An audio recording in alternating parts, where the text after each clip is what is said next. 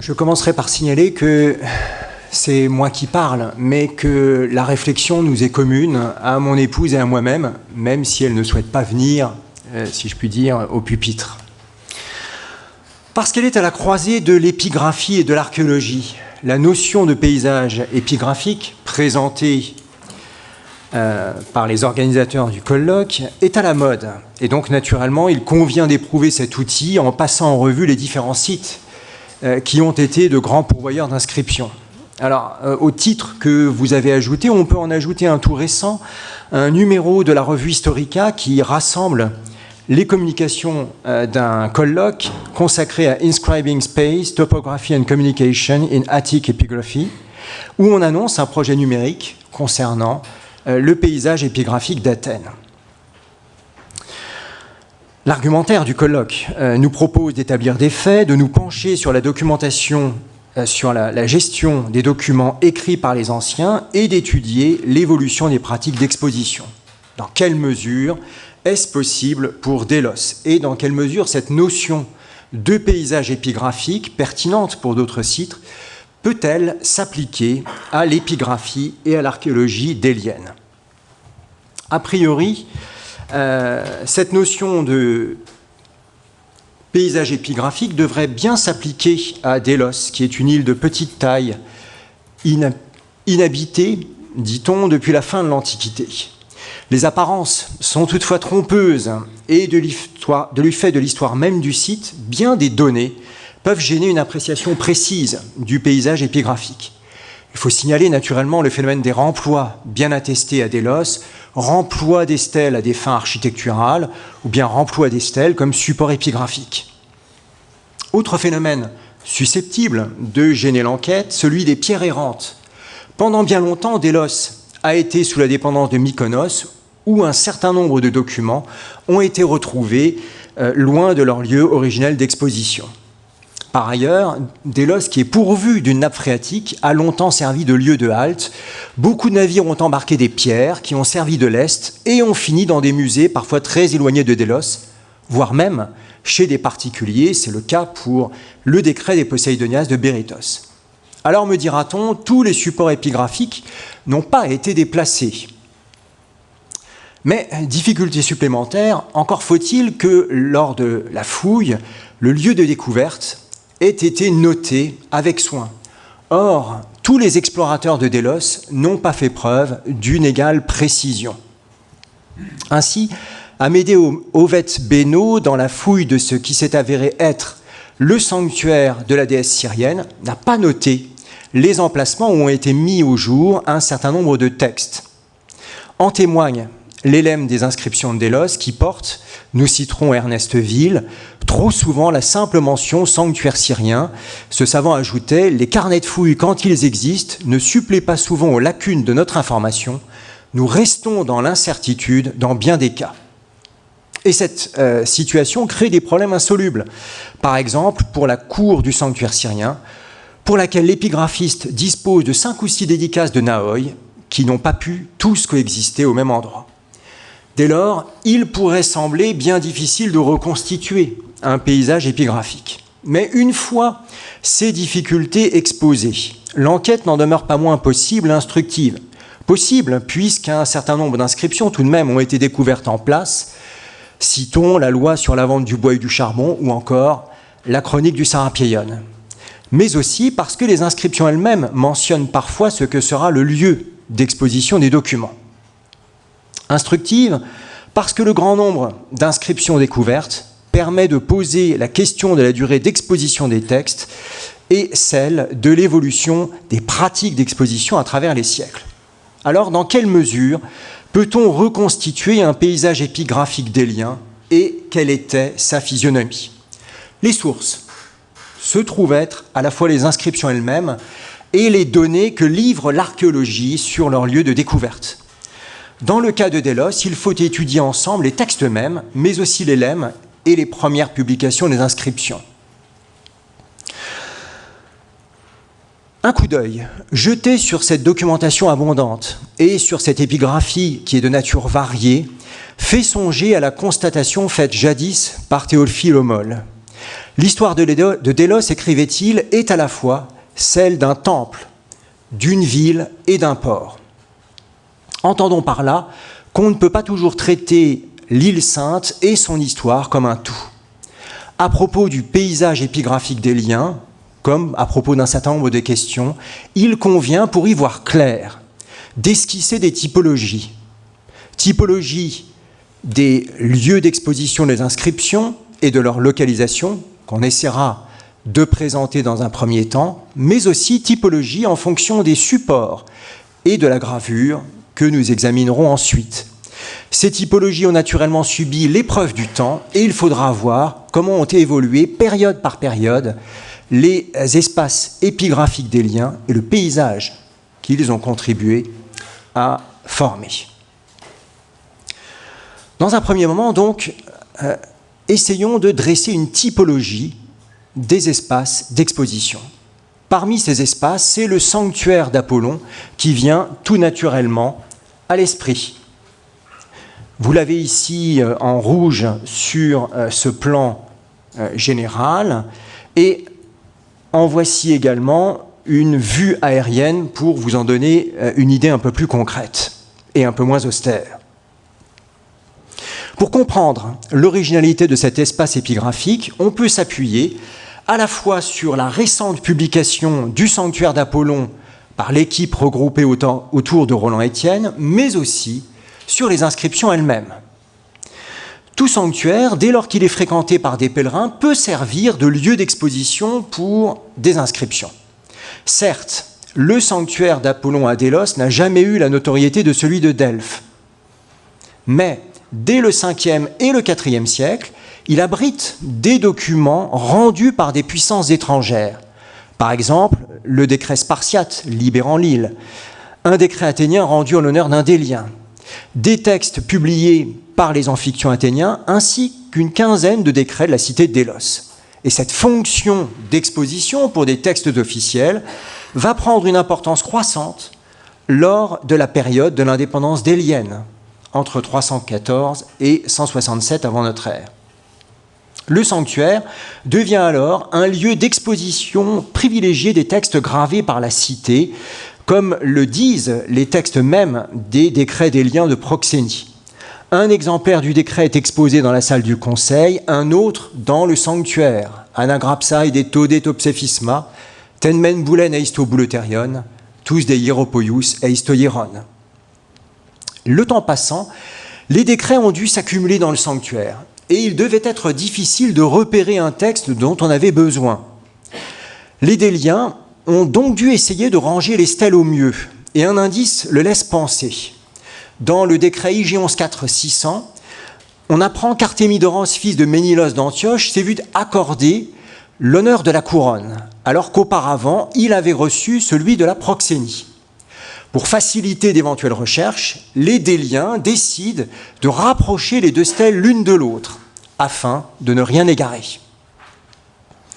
Outre les décrets, nous y reviendrons, les Déliens ont aussi érigé dans le sanctuaire de lourdes stèles de Conte qu'ils ont installées à proximité du grand temple d'Apollon sur des porte-stèles, tels que ceux qui ont été retrouvés entre le temple d'Apollon et le temple des Athéniens. Ajoutons à cela quelques contrats de construction, eux aussi gravés dans le sanctuaire. Dès la fin du IVe siècle, parallèlement à la cité de Délos, un autre acteur public vient ériger des documents épigraphiques dans le sanctuaire. Il s'agit de la Confédération des Insulaires, ou Koinon des Nésiotes, fondée par les Antigonides, puis contrôlée par les Lagides, qui a fait du sanctuaire d'Apollon son sanctuaire fédéral. Alors, ni les décrets, ni les dédicaces émanant de ce koinon n'ont été retrouvés en place. Mais il y a une exception, bien mise en valeur par Roland Estienne. Cette exception, c'est la dédicace 1128, en l'honneur du rhodien Agathostratos, fils de Polyaratos, qui a été découverte à proximité de la base GD25.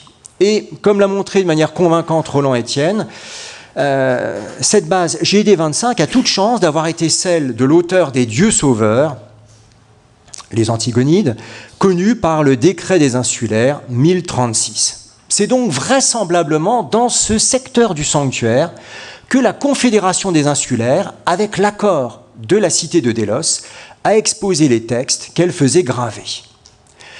Les Déliens se sont servis des demandes d'exposition de documents épigraphiques pour en faire un instrument diplomatique. Et ils ont accepté que des souverains, ainsi que leurs filioles, puissent ériger dans le sanctuaire d'Apollon des statues. Ils ont pris aussi des décrets accordant à des cités le droit d'exposer dans le sanctuaire d'Apollon des textes qu'elles jugeaient particulièrement importants, et c'est ainsi que la cité de Cyzique a pu faire ériger dans le sanctuaire d'Apollon à Délos le texte d'un oracle delphique accordant au Soteria de Cyzique le rang de concours stéphanite et donnant à cette cité le statut de cité sacrée. Texte qui a également été érigé à Delphes. En agissant de la sorte, les Déliens ont façonné dans le sanctuaire d'Apollon un paysage épigraphique qui, par sa composition, illustrait l'emprise exercée par leur cité sur cet espace sacré que constituait le Hieron d'Apollon. À côté de ce premier espace épigraphique, espace officiel que constitue le sanctuaire d'Apollon, apparaît peut-être un second espace constitué par les zones aménagées et utilisées par la cité de Délos, puis par la clérouquie athénienne qui lui a succédé. Il faut compter parmi ces zones le port, les agoras, le théâtre ou encore les gymnases. Alors, où est la différence? La différence est, me semble-t-il, nous semble-t-il, dans les inscriptions découvertes dans ces espaces. Prenons le cas du second gymnase de Délos, construit sous la seconde domination athénienne, où on a découvert des bases portant des dédicaces de statues, des listes de gymnasiarques, également aussi des listes d'éphèbes vainqueurs en différentes occasions, un autel, une dédicace de Ptolémée X. En clair, au total, peu ou pas de décrets, des textes qui sont étroitement en rapport avec l'affectation du lieu, et quelques dédicaces. De façon générale, dans ces zones, on ne devait pas observer la surcharge à inscription propre au sanctuaire d'Apollon. En revanche, les Déliens ont cherché à mettre en valeur, au sein de cet espace, quelques textes spécifiques.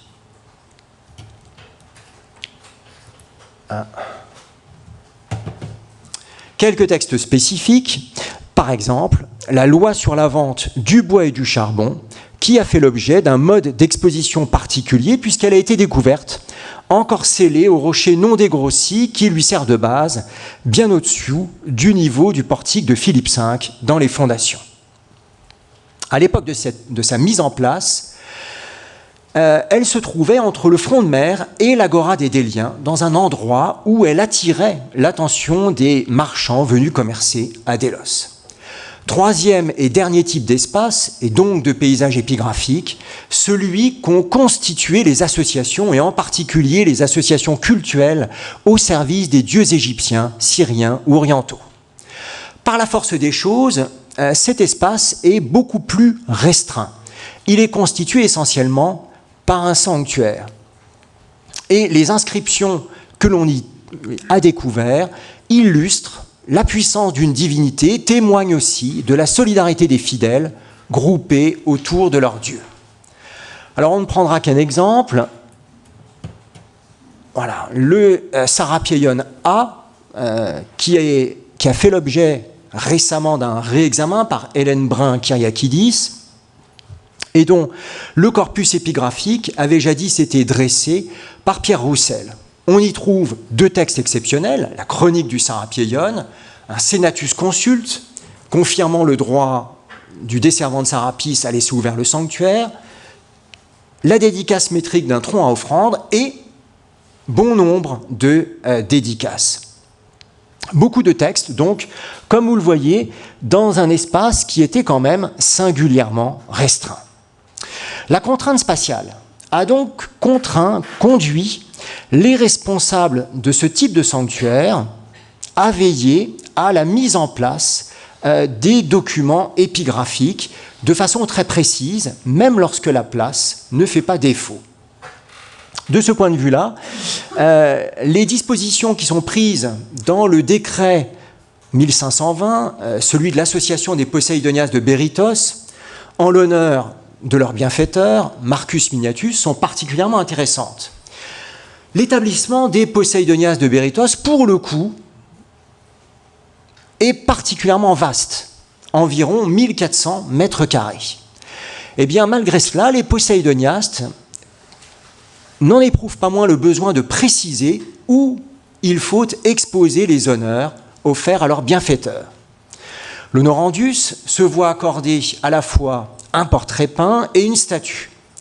Et pour l'exposition de la statue et de la dédicace qui l'accompagne, l'association accorde à Marcus Miniatus le droit d'ériger cette statue en théolé, dit le texte, à la ligne 23, c'est-à-dire dans la cour X que vous avez ici, sur un plan qui est tiré du guide de Délos, dans l'endroit de son choix. Il peut le faire également ailleurs, mais, précise la ligne 25, ectos ton naon kai ton proston, à l'exception des temples et des portiques de façade, comme l'avait montré Philippe Bruno, il faut entendre par là le sanctuaire constitué par le pronaos V et les 4 chapelles V1, V2, V3, V4. De la même manière, les Poséidoniastes ont pris des dispositions précises concernant l'exposition du portrait peint de ce bienfaiteur. Preuve qu'ils accordent autant d'importance au texte et à la dédicace elle-même, à sa mise en valeur, qu'aux œuvres elles-mêmes, statues ou portraits peints. Le but de ces dispositions topographiques, c'est manifestement d'honorer ce riche banquier, tout en veillant à laisser libre un certain nombre d'espaces, en empêchant que leurs accès ne soient entravés d'une manière ou d'une autre. Paysage épigraphique officiel, paysage épigraphique propre aux espaces utilitaires, paysage épigraphique élaboré par des associations cultuelles, telle serait, à notre avis, la première typologie à développer pour étudier la notion. Mais d'autres données permettent d'affiner ces analyses. Il faut aussi, en effet, dans un deuxième temps, s'intéresser aux supports employés pour graver des textes et à leurs contraintes spécifiques. Spontanément, on songe, dans le cas de Délos, à la gravure d'inscriptions sur des stèles de marbre. Mais ce n'est pas, loin s'en faut, le seul support employé dans l'île. On en a utilisé d'autres qu'il est intéressant de passer en revue. Il y a tout d'abord, premier support, le rocher, qui a l'avantage d'abord de ne rien coûter, mais aussi de ne créer aucun encombrement supplémentaire et qui peut servir de borne. C'est le cas ici, avec 2 inscriptions gravées sur des rochers au mont Sainte, une inscription mentionnant Athénaès Organès sur le versant occidental du Sainte, et une autre, sensiblement de la même époque, la gravure suggère le 5e siècle, une autre inscription rupestre gravée sur le versant oriental du Sainte, qui devait indiquer un terrain appartenant à l'étau. Autre solution voisine, dans la mesure où elle utilise un support existant, la surface de bâtiments avec leurs murs. À Délos, cette solution a été celle adoptée par l'épigraphie de nature privée, en clair, les graffitis, dont certains sont particulièrement intéressants, ainsi celui d'un esclave originaire d'Asie mineure et nostalgique de la vallée du Méandre. Le paysage épigraphique des liens a par ailleurs, on l'oublie parfois, comporté des plaques de bronze. Et le fait est attesté pour la période classique, avec 2 décrets émanant de la cité de Délos, datables approximativement du IVe siècle. Et il est fort possible que la gravure sur bronze, qui n'a pas laissé beaucoup de traces, ait été plus importante à Délos, où, rappelons-le, la production de bronze était une spécialité locale, qu'on ne le pense spontanément.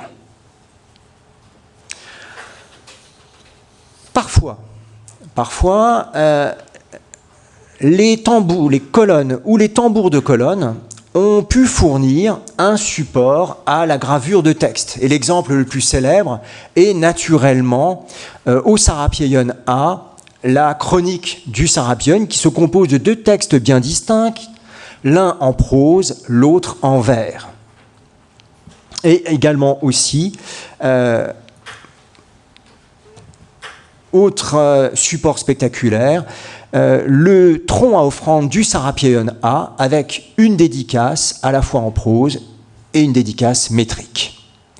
Si on songe à présent aux stèles, eh bien les stèles également frappent par leur diversité. Si on se concentre sur les stèles de contes et d'inventaires que Clarix Prêtre et moi-même avons souvent étudiées au musée de Délos, eh bien elles frappent par leur importance. Leur taille est beaucoup plus importante que les stèles portant des décrets. Pour la première moitié du IIIe siècle, leur hauteur oscille entre 1,20 m et 1,60 m, alors que la hauteur des stèles portant des décrets varie entre 40 et 60 cm. Ajoutons que l'ampleur des stèles de compte et inventaire est allée croissant. IG 11.2 161 mesure plus d'1,60 m de haut, et IG 11.2 287, plus récente, dépasse les 2 mètres de hauteur. Tout porte à croire qu'on aurait peut-être continué dans le gigantisme si une solution commode n'avait pas été trouvée avec la confection de stèles complémentaires qui permettaient de décharger quelque peu ces hautes stèles.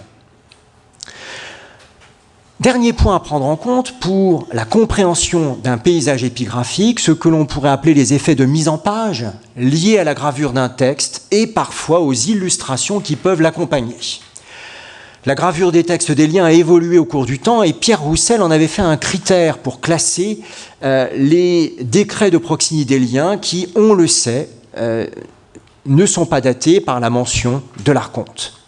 Le style des décrets a pu jouer un rôle important et très certainement les textes athéniens de la période amphictyonique ou qui ont été gravés stoïkédon devaient pouvoir être identifiés du premier coup d'œil. Pour ce que l'on pourrait appeler la mise en page des inscriptions, rappelons qu'une stèle ne comporte pas nécessairement qu'une seule face écrite.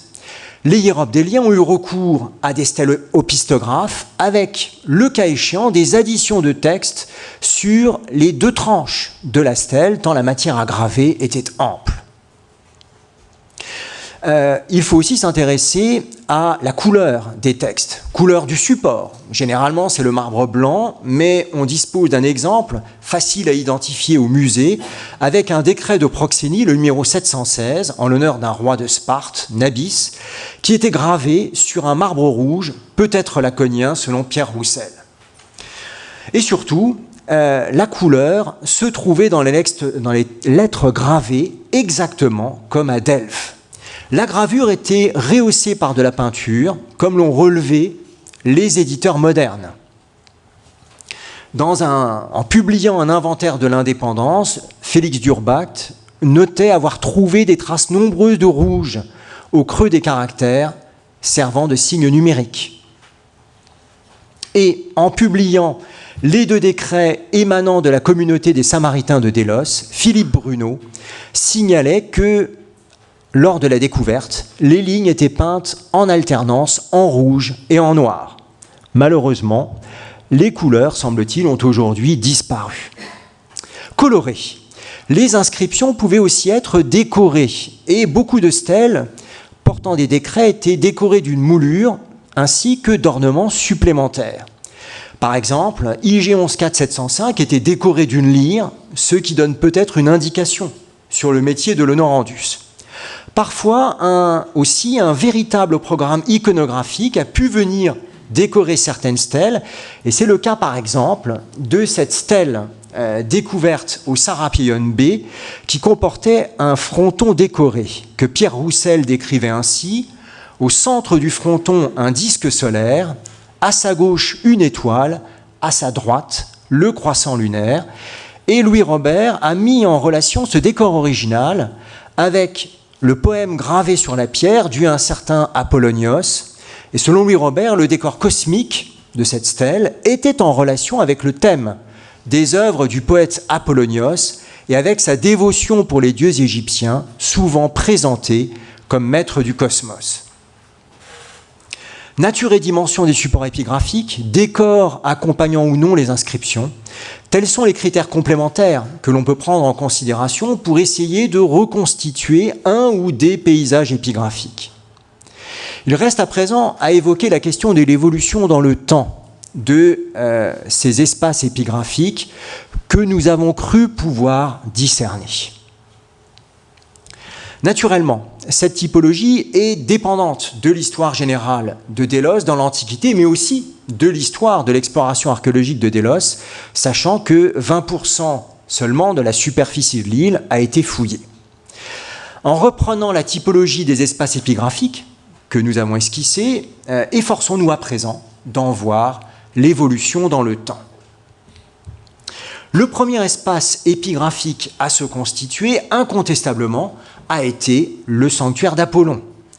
Comme l'a souligné Francis Prot, les premiers acteurs à laisser des traces architecturales et épigraphiques de leur passage dans le sanctuaire ont été les cités voisines de Délos, Paros, Naxos, sans que, semble-t-il, la cité de Délos se manifeste à cette époque. Par la suite, la force d'attraction exercée par ce sanctuaire n'a cessé de s'accroître. Tant et si bien qu'il a fallu accroître les dimensions du sanctuaire. Sous l'impulsion des Athéniens, les limites du sanctuaire ont ainsi été repoussées au nord et à l'est, et un nouveau décor qui rappelle la domination athénienne s'est imposé avec la consécration de trépieds et la construction de propylées. Les amphictyons athéniens utilisent le sanctuaire pour y exposer des inscriptions attestant de la présence athénienne et aussi de la bonne gestion par les amphictyons athéniens des richesses sacrées avec l'érection de stèles, de comptes et d'inventaires. La cité de Délos va se manifester lorsqu'elle le peut dans le sanctuaire au début du IVe siècle, à un moment où elle se trouve délivrée de l'encombrante tutelle athénienne. Et pendant une vingtaine d'années, au début du IVe siècle, la cité de Délos va utiliser le sanctuaire d'Apollon pour exposer quelques 15 décrets qui attestent, dès cette époque-là, de la présence d'une cité qui tente, au moins de façon symbolique, de faire valoir ses droits sur le sanctuaire. Au cours de la période suivante, un certain nombre de mutations apparaissent qui reflètent les évolutions politiques en cours. Parmi ces évolutions, il faut naturellement souligner l'affirmation directe et indirecte du contrôle que la cité de Délos, à partir de 314, exerce sur le sanctuaire d'Apollon. Affirmation directe avec l'exposition de véritables dossiers épigraphiques que constituent les dossiers de proxénie, les dossiers des comptes et inventaires. En gravant et en érigeant des documents financiers, les Déliens reprennent une coutumatique, mais l'utilisent à des fins qui leur sont propres. Et il faut ici rappeler ce que disait Jacques Tréheux à propos de ces hautes stèles qui ne sont pas à proprement des archives. Il s'agit d'une sélection d'informations qui, gravées sur des stèles et exposées aux yeux de tous, vise à montrer l'exemplarité de la gestion des richesses sacrées par les Déliens et, partant de là, la légitimité de cette gestion. Cette affirmation directe du contrôle du sanctuaire par les Déliens se double d'une affirmation indirecte à partir du moment où le sanctuaire d'Apollon se trouve sur le territoire de la cité de Délos. Cette dernière est souveraine pour accorder ou refuser un emplacement permettant l'exposition d'un document épigraphique, quel qu'il soit. Les Déliens utilisent leur emprise sur le sanctuaire d'Apollon comme instrument diplomatique, avec la possibilité offerte aux principales monarchies du monde hellénistique d'exposer des statuts, notamment des souverains. Soucieuse d'affirmer son existence, la cité de Délos développe également des espaces utilitaires où elle érige des inscriptions moins nombreuses que dans le sanctuaire d'Apollon, mais d'un contenu plus original. Parmi les espaces liés à la vente en cité, à la vie en cité, il ne faut ranger un certain nombre de bâtiments civiques, comme le Prytanée, situé au nord-est du sanctuaire d'Apollon, où la cité de Délos a exposé 2 dossiers épigraphiques qui se rapportent à ces institutions, à ces pratiques institutionnelles. C'est dans l'enceinte du Prytanée qu'ont été découverts les actes des archontes déliens, ainsi que des dédicaces de statues faites à Estia par ces mêmes magistrats. C'était au cours de l'indépendance délienne que va émerger le 3e type d'espace épigraphique, remarquable à plus d'un titre, qui est l'espace épigraphique associatif, indissociable du développement des cultes égyptiens et syriens. Il s'agit là d'espaces qui ont été en constante évolution, tout simplement parce que ces sanctuaires, grâce à la générosité de riches particuliers, ont fait l'objet de nombreux travaux. En particulier, le Sarapion A, qu'on a pu considérer comme un bâtiment construit de manière négligée, a en réalité fait l'objet de réfections, notamment à la fin du IIe siècle avant notre ère. De même, le sanctuaire des dieux syriens a fait l'objet de très nombreux travaux, et ce, dès avant la décennie 120. Après 167 et l'expulsion des Déliens de leur île, on constate à la fois une certaine continuité dans les pratiques d'exposition, mais aussi des évolutions rapides qui ont des conséquences sur la manière d'exposer les inscriptions. Parmi les éléments de continuité, il faut signaler tout simplement le patrimoine bâti. Les Athéniens ont continué à entretenir les bâtiments publics laissés par les Déliens.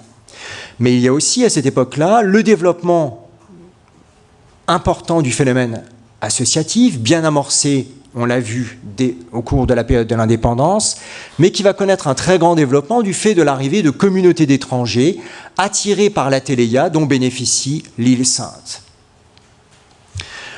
Autre nouveauté, le réaménagement d'un certain nombre de zones liées à la prospérité nouvelle de Délos. Alors, dans ce contexte nouveau, les Athéniens vont développer une politique différente de celle de leurs prédécesseurs déliens. En apparence, rien ne change. Le sanctuaire d'Apollon reste une zone d'attraction importante. Et le sanctuaire d'Apollon continue à faire l'objet de demandes pour l'exposition de stèles de la part de cités ou d'associations auxquelles Athènes ou bien les clérouques athéniens répondent positivement, comme le faisaient les Déliens de l'indépendance. Mais les Athéniens ne se contentent pas de poursuivre sur ce point la politique de leurs prédécesseurs. Ils accordent également, et c'est nouveau, à de riches particuliers le droit d'exposer dans le sanctuaire d'Apollon des statues accompagnées de dédicaces. Soucieux par ailleurs de tenir compte des aspirations des particuliers, les Athéniens vont prendre en considération les souhaits d'un honorandus en matière d'exposition de décrets. Ainsi, le gymnasiarque Pausanias de Mélité demande et obtient un emplacement pour sa statue et la dédicace qui l'accompagne près de l'Archéion des Épimélètes de l'Emporion. La gestion des autres espaces disponibles a également intéressé les Athéniens qui ont répondu de 2 manières. D'abord, en effaçant peu à peu les traces de la cité de Délos, par exemple dans la zone du front de mer que vous avez ici. Sous l'indépendance, cet espace permettait d'accéder rapidement à l'agora des Déliens. Après 167, cet espace est peu à peu occupé par les portiques du Dromos et la loi délienne sur la vente du bois et du charbon, qui était jusqu'alors bien mise en évidence, s'est retrouvée sous les déblais accumulés pour l'agrandissement du portique de Philippe V. Ce qui, à cette époque, se comprend fort bien. Pour les autorités athéniennes, il s'agit d'un texte émanant d'une cité disparue, dont la valeur et l'utilité est à peu près nulle, et qui n'avait plus à être exposée. Elle est donc ensevelie, et c'est sous ces monceaux de terre que les archéologues déliens, si on peut dire, l'ont retrouvé au début du XXe siècle. Par ailleurs, les Athéniens utilisent des espaces pour y exposer des textes en rapport avec leur nature. Ainsi, le gymnase qui sert de lieu d'exposition à des listes de gymnasiarques ou à des listes d'éphèbes. Et certains espaces accueillent, semble-t-il, tout particulièrement un certain type de texte. Ainsi, les dédicaces aux magistrats romains se concentrent sur l'agora de Théophrastos, proche de la zone du port, comme vous pouvez le voir sur cette planche. Si l'on en croit le décret des Athéniens en l'honneur d'un épimélète de Lille, ce dernier avait commencé à faire graver sur la pierre et à ériger des textes près de l'Archéion, c'est-à-dire près du Prytanée, où, sous la seconde domination athénienne, siège l'épimélète de Lille. Ces évolutions sont perturbées par les destructions de 88 et de 69, survenues lors des guerres mithridatiques. Après cette période, le sanctuaire d'Apollon va demeurer un espace d'exposition important, même si ce sont surtout des dédicaces de statues de magistrats romains qu'on y consacre. Même si les destructions accompagnées d'abandons ont été nombreuses, les autres types d'espaces que nous avons discernés ne disparaissent pas complètement. Des associations ont quitté l'île, ainsi les Poséidonias de Bérytos. Mais d'autres associations continuent à bâtir des monuments. C'est le cas de la communauté juive qui construit la synagogue après les événements de 88, comme le prouvent les remplois de blocs et d'inscriptions provenant du gymnase et découverts par le fouilleur. 4 inscriptions du gymnase voisin ont été insérées dans les murs de la synagogue. De façon plus générale, la période qui va suivre 69 est celle des remplois d'inscriptions, par exemple dans le mur de Triarius, construit pour défendre l'île. Et comme l'avait montré Jacques Tréheux, on a retrouvé dans ce mur ID 2408, qui s'est révélé être une base de statuettes datant de l'indépendance et initialement conservée dans l'Aphrodisione de Stésiléos. Ces remplois ne témoignent pas seulement d'un certain appauvrissement de l'île, avec eux commence une lente altération du paysage délien. Au terme de ces réflexions préliminaires, que conclure? D'abord, il faut souligner, même si cela peut sembler banal, la place centrale du sanctuaire d'Apollon pour tout ce qui a trait à l'exposition des textes. Le phénomène est d'autant plus frappant que si on regarde bien ce qui s'est passé dans un sanctuaire voisin, qui est l'Artémision, le contraste est vraiment frappant. Très peu de textes ont été exposés à l'Artémision, pourtant très voisin du sanctuaire d'Apollon. Deuxième constatation, la typologie des supports montre une très grande variété de supports disponibles pour graver les textes. Enfin, l'étude de l'exposition des inscriptions conduit à se demander dans quelle mesure il y a eu et à quelle période une politique consciente en la matière. Il est clair que les raisons qui ont présidé au choix d'un lieu d'exposition ont été multiples. Les contraintes matérielles ont pu jouer, un certain manque de place dans le sanctuaire d'Apollon et également aussi la difficulté de ficher en terre des stèles sur un sol où le substrat rocheux n'est pas loin, ce qui explique le recours aux porte-stèles. Mais il est clair également que le contexte politique, le souhait de disposer d'un épiphanestatos topos, et pour le coup l'expression revient quand même à plusieurs reprises dans les inscriptions découvertes à Délos, se sont avérés déterminants. Pour parvenir à des résultats plus précis, une enquête sur le paysage épigraphique devrait aller plus loin et en particulier associer de manière systématique archéologues et historiens. Et en particulier, il faudrait commencer par placer sur une carte tirée de l'Atlas de Délos les endroits précis où les textes ont été découverts, ce qui ne va pas de soi du fait de l'ancienneté des fouilles.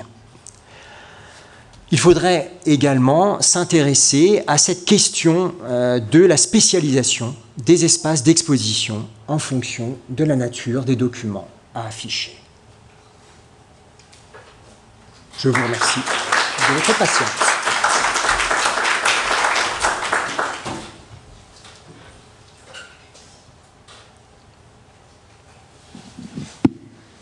Alors merci Christophe pour ces remarques qui sont plus que préliminaires, mais déjà très développées, et qui, par comparaison avec la présentation précédente, montrent déjà des spécificités locales. On a notamment l'impression qu'à Delos, on finalement grave moins sur les murs d'édifices et beaucoup sur des stèles par rapport à Delphes. Il y aura certainement des questions dans le public. On a le temps d'en prendre quelques-unes, même si on est déjà un petit peu en retard sur l'horaire. Oui.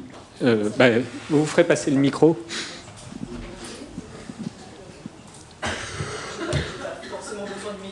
Merci Christophe pour ce paysage épigraphique des liens. Je veux simplement apporter un petit peu d'eau à ton moulin pour souligner vraiment l'importance, en tout cas en ce qui concerne les stèles des comptes et inventaires, puisque Christophe est ma face A, je suis sa face B, si je puis dire, l'importance de l'effet de masse. Parce qu'effectivement, comme Christophe l'a rappelé, Tréheux avait bien dit qu'il y avait un choix sur ces comptes et ces inventaires. Ça n'était pas les textes in extenso que nous avions. Et donc, il faut savoir aussi, si vous ne les connaissez pas, que ces pierres sont gravées avec des lettres de 4 mm de haut, à peu près, en règle générale. Et plus que d'imaginer des gens, je ne dis pas des pèlerins, mais des gens qui passaient d'année en année et qui s'amusaient à relire ces inscriptions, à les lire pour la première fois, non, il faut vraiment insister sur l'effet de masse de ces inscriptions fichées dans le sanctuaire, parfois le long effectivement du mur, pour collaborer, pour contribuer à la construction de ce paysage épigraphique. Voilà, c'est vraiment important de voir que parfois, en tout cas pour ces documents, le contenu n'est pas aussi important, là je jette vraiment un pavé dans la mare, que la présentation, la forme, et vraiment ces inscriptions parfois, oui, de 2 mètres de haut, qui étaient fichées les unes à côté des autres dans le sanctuaire. Voilà, c'était juste une petite remarque pour en plus appuyer ton propos. Il me semble que Jean Bousquet avait développé des propos similaires à propos des contes de Delphes, où très clairement les contes n'étaient pas nécessairement faits pour être lus, mais déjà pour être là. Merci donc pour ce panorama du cas des liens. J'ai une petite question sur la durée d'exposition dans ce cas un peu précis qui est la question des décrets de la cité que vous avez évoqué. Est-ce qu'on a quelques traces matérielles d'un enlèvement, d'un arrachement, de disparition, de recomposition ou que sais-je encore? Est-ce que c'est très difficile? J'ai juste un cas en tête dont je me suis aperçu récemment en ayant à traiter avec Anaïs Michel un décret qui concernait un Thessalien. Donc on avait regardé ensemble à la Maison de l'Orient et on voyait que l'homme, Genadas, qui est un étolien, finalement finit par être désigné par un petit graffiti au-dessus du décret comme un Mélitéen une fois que Mélitaïa sort de la Confédération étolienne. Et on a donc une intervention probablement encore du vivant du personne de l'Honorandus ou d'un de ses fils sur la stèle encore en place. Donc est-ce qu'on a d'autres éléments matériels de la durée d'exposition ou de la fin d'exposition de cette série? Alors, il me semble que la personne la plus qualifiée pour vous répondre serait précisément Madame Michel, puisque c'est elle qui étudie ces documents. Ce que Marie et moi-même avons vu en étudiant donc, pour la rédaction de l'index d'inscription de Delos, ce qui concerne donc ces décrets, ce qu'on voit en lisant les lemmes et aussi en allant regarder dans les publications préliminaires, c'est que quand même tous ces textes, toutes ces pierres ont été remployées à partir de l'époque paléochrétienne. Et en particulier, il faut quand même renvoyer ici aux travaux d'Enora Lequéré qui a bien montré dans le volume consacré au sanctuaire d'Apollon par Roland Estienne et son équipe, elle a bien montré que à partir, disons, de l'époque paléochrétienne, on va réutiliser toutes ces pierres qui dorénavant, d'une certaine manière, sont inutiles. On va les réutiliser pour construire des bâtiments nouveaux, pour des termes, j'allais dire ainsi de suite. Donc, pour le coup, ces décrets, on ne les a pas retrouvés en place, on les retrouve remployés. Et le décret qu'a publié il n'y a pas si longtemps Madame Michel le montre bien, ça a été retrouvé remployé dans une canalisation. Donc à partir de là, il est quand même difficile d'en tirer des conclusions ou de chercher des indices probants concernant la durée d'exposition de ces textes-ci. Voilà, il suffirait d'un peut-être, mais bon.